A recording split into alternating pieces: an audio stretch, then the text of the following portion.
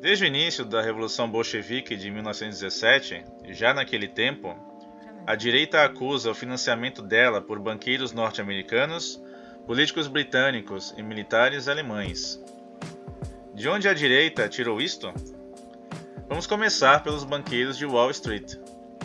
Desde a virada do século XIX para o século XX, eles mostravam o quanto queriam a destruição do czarismo na Rússia. Na Guerra Russo-Japonesa, de 1904 a 1905, por exemplo, o banqueiro Jacob Schiff, contrário às políticas antissemitas do czarismo russo, fez um empréstimo vultoso e arriscado de 200 milhões de dólares ao Japão para que a Rússia fosse derrotada na guerra. O papel importante desempenhado pelo rico banqueiro americano, Jacob Schiff, nos desdobramentos da Revolução Russa nunca foi nenhum segredo. Forbes, o fundador da revista que leva o seu nome, mas que também era um magnata das finanças, registrou em seu livro de biografias as seguintes palavras de Jacob Schiff.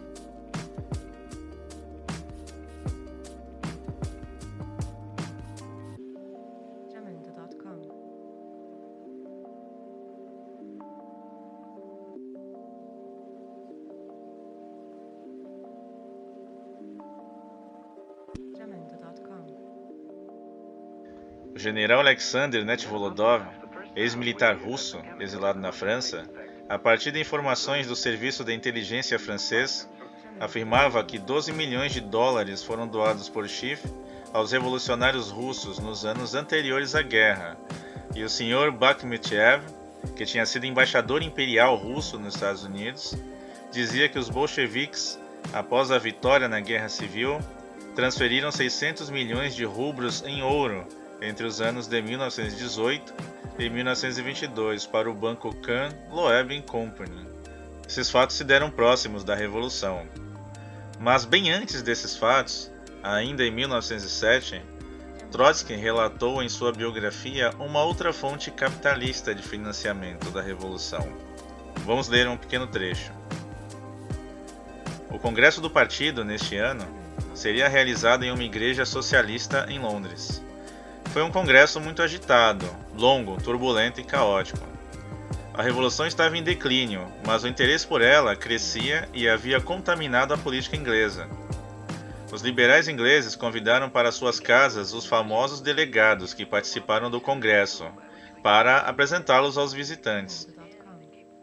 O enfraquecimento revolucionário começava a se revelar ainda na caixa do partido. Não havia verba suficiente para custear a viagem de volta dos delegados, ou mesmo para realizar os trabalhos do Congresso. Quando esta triste notícia ressoou nas abóbadas da igreja, interrompendo a discussão sobre o levante armado, os delegados se entreolharam, perplexos e preocupados. O que fazer? Certamente não ficar ali na igreja, de braços cruzados. Mas eis que de repente, quando menos esperávamos, uma solução foi encontrada. Um liberal inglês estava disposto a fazer um empréstimo à Revolução Russa, no valor, se bem me lembro, de 3.000 libras. Mas, para isso, exigiu uma carta emitida pela Revolução, que contivesse as assinaturas de todos os parlamentares, e assim foi feito. O inglês recebeu um documento com centenas de assinaturas, e com o símbolo de todas as nações russas. Essa carta demorou a vencer. Os anos de reação e de guerra não permitiram ao nosso partido pensar em nenhum reembolso de tal quantia.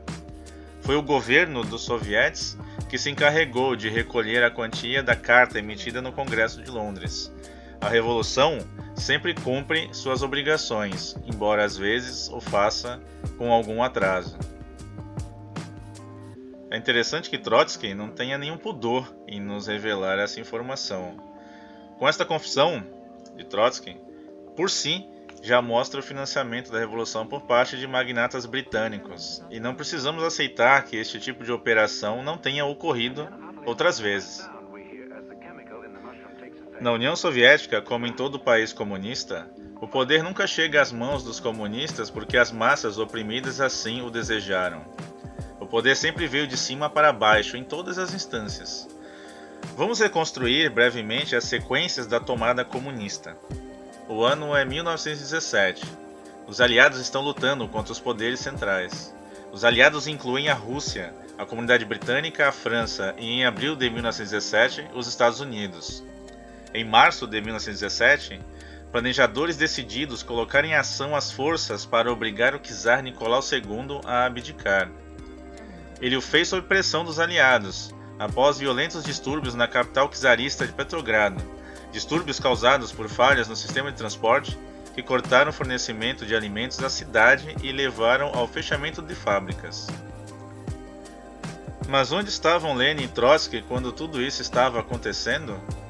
Lenin estava na Suíça e na Europa Ocidental desde 1905, quando foi exilado por tentar derrubar o czar na Revolução Comunista abortada desse ano. Trotsky também estava no exílio, repórter em um jornal comunista da costa leste de Nova York. Os bolcheviques não eram uma força política visível na época em que o czar abdicou.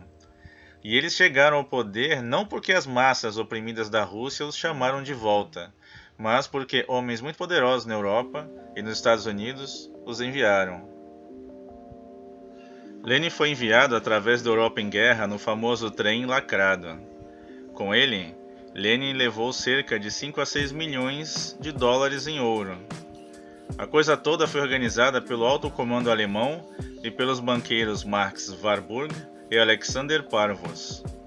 Mas antes desse fato, ainda em agosto de 1914, consideráveis recursos financeiros, na casa dos 70 milhões de marcos, foram pagos pelos alemães a Lenin, com o objetivo de atacar a Rússia pela retaguarda e fomentar a revolução.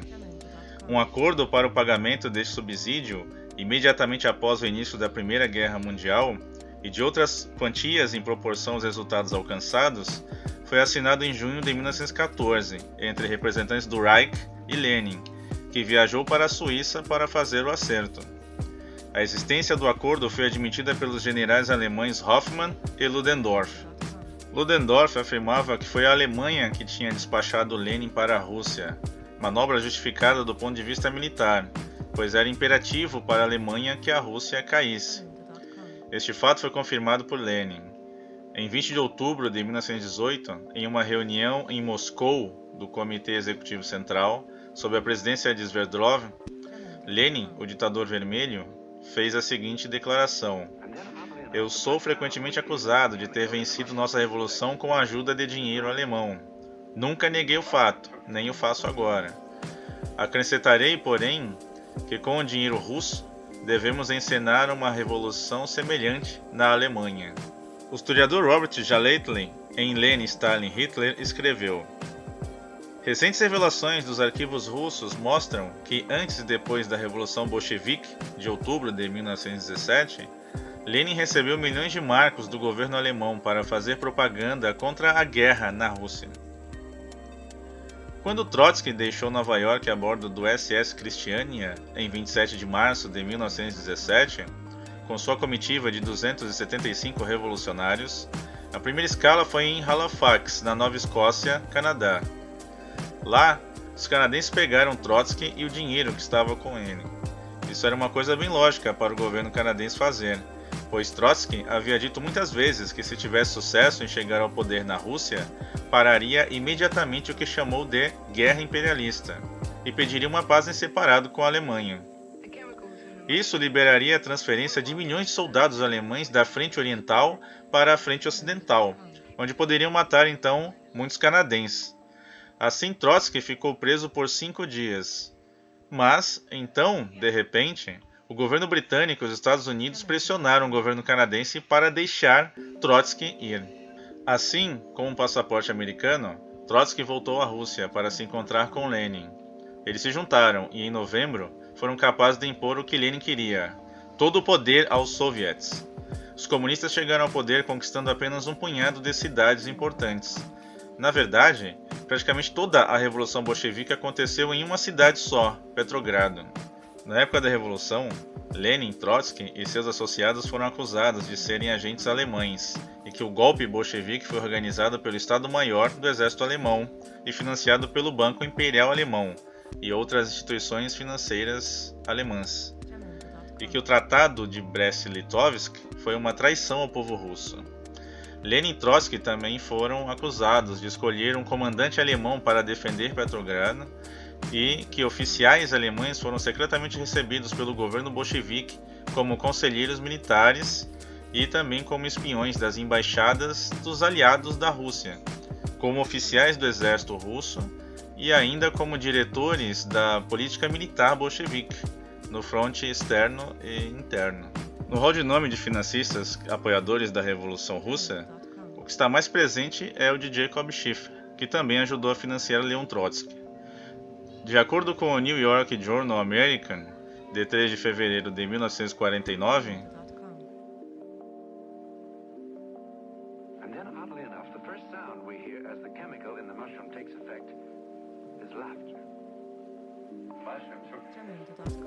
uma das melhores fontes de informação sobre o financiamento da Revolução Bolchevique por financistas capitalistas é o livro Czarismo e a Revolução, de Arsène de Goluevitch.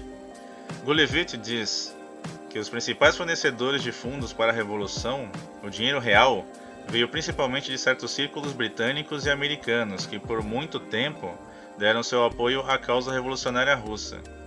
Em abril de 1917, Jacob Schiff declarou publicamente que foi graças ao seu apoio financeiro que a Revolução na Rússia teve sucesso. Na primavera do mesmo ano, Schiff começou a subsidiar Trotsky.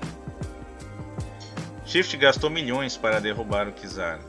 Ele continuava enviando dinheiro para a Rússia muito tempo depois de o verdadeiro caráter dos bolcheviques ser conhecido pelo mundo. Schiff levantou $1 milhão, supostamente para a ajuda aos judeus, devido à guerra, mas eventos posteriores revelaram que era um bom investimento empresarial. A atuação de Jacob Schiff sobre a Revolução Bolchevique era bem conhecida entre os serviços de inteligência da época. Isso levou a muita conversa sobre o bolchevismo ser uma conspiração judaica. O resultado foi que o assunto do financiamento por parte do grande capital para a tomada comunista da Rússia tornou-se um tabu. Segundo Goluevitch, havia ainda outro importante financiador da Revolução Bolchevique, um político inglês extremamente rico chamado Lord Alfred Milner, o organizador e chefe da organização secreta chamada The Round Table. Nenhuma revolução pode ter sucesso sem organização e dinheiro. As massas oprimidas geralmente fornecem pouca organização e nenhum dinheiro, mas os insiders no topo podem providenciar ambos. O que essas pessoas possivelmente tiveram a ganhar no financiamento da Revolução Russa?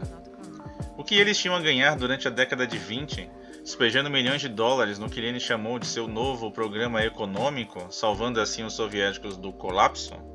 Por que esses capitalistas fariam tudo isso? Pode ou não ter sido coincidência, mas a Rússia era o único país europeu, das potências, sem um banco central. Na Revolução Bolchevique, temos alguns dos homens mais ricos e poderosos do mundo financiando um movimento que afirma sua própria existência, se baseando no conceito de despojamento da riqueza. Homens como os Rothschilds, os Rockefellers, os Schiffs, os Warburgs, os Morgans, os Harrimans e os Milners. Mas, obviamente, esses homens não temem o comunismo internacional. E é lógico supor que se eles financiaram e não o temem, deve ser porque, possivelmente, o controlam. Uma camarilha de financistas americanos não apenas ajudou a estabelecer o comunismo na Rússia, mas se esforçou muito desde então para mantê-lo vivo. Desde 1918, essa camarilha estava empenhada em transferir dinheiro e provavelmente informações técnicas e tecnológicas para a União Soviética. Isso fica bem claro na história que escreveu o estudioso Anthony Sutton, da Hoover Institution da Universidade de Stanford. Usando, em sua maior parte, documentos oficiais do Departamento de Estado americano, Sutton mostrou conclusivamente que praticamente tudo que os soviéticos possuíram foi adquirido do Ocidente. Não é muito exagero dizer, então, que a União Soviética foi feita nos Estados Unidos.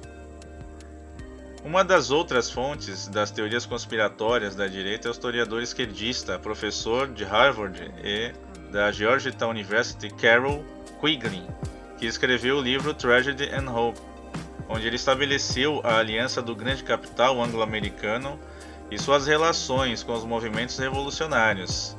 Quigley considerou a oposição à Revolução Comunista uma tragédia. Uma tragédia porque essas pessoas estariam condenadas pela história. E a esperança, segundo Quigley, estariam naqueles que estavam comprometidos com o comunismo mundial. Bom, pessoal, nesse vídeo ficamos por aqui. Então, um grande abraço a todos e até a próxima.